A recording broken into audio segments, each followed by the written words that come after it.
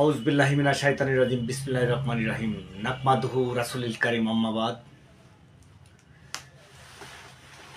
আলহামদুলিল্লাহি রাব্বিল আলামিন আর রহমানির রহিম।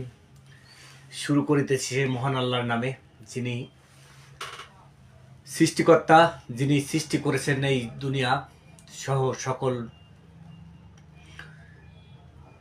তাকে স্মরণ করে দু একটি কথা বলার জন্য আজকে লাইভে আসলাম। আশা করি প্রিয় দেশবাসী, আপনারা সবাই ভালো আছেন, সুন্দর আছেন, সুস্থ আছেন। আলহামদুলিল্লাহ, আমিও সুস্থ আছি, সুন্দর আছি। তাই তো শুকরিয়া জানাই আবারও মহান আল্লাহর দরবারে, যার অশেষ মেহেরবানিতে দু একটি কথা বলার জন্য আল্লাহ ক্ষমতা, ইচ্ছা এগুলো আমাকে দিয়েছেন। আলহামদুলিল্লাহ, দু একটি মূল্যবান কথা বলার জন্য অনেক দিন পর আজকে লাইভে আসলাম। লাইভে আসা মূলত বর্তমান সিচুয়েশন, বর্তমান পরিস্থিতি, সমাজ ব্যবস্থা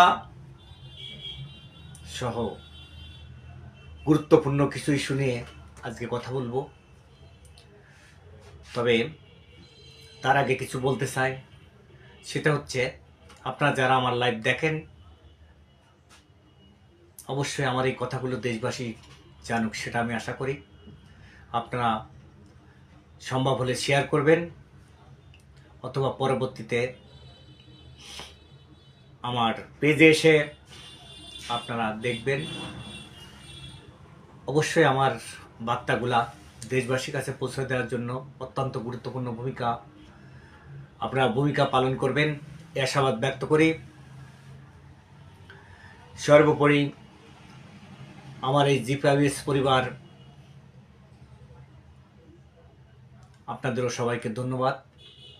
আপনারা নিজ নিজ অবস্থান থেকে জিপিআইএসের উন্নয়ন কল্পে অক্লান্ত পরিশ্রম, ভালো লাগা, ভালোবাসা, সদস্য সংগ্রহ সহ সকল কার্যক্রম ত্বরান্বিত করার জন্য আমি আপনাদের সবাইকে আমার মনের হৃদয়ের অন্তঃস্থল থেকে অকৃত্রিম ভালোবাসা জানাচ্ছি।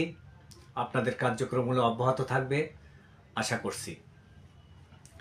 আর বিশেষ কিছু নয়, কোরআনের আলোকে দু একটি কথা বলি, আজও তার ব্যত্যয় ঘটবে না। এমন কোনো কথা এই জাতি, এই সমাজ সংসারে আমি বলতে রাজি নয়। আমি যে কথাগুলো বলবো সেগুলো কোরআন দ্বারা প্রমাণিত,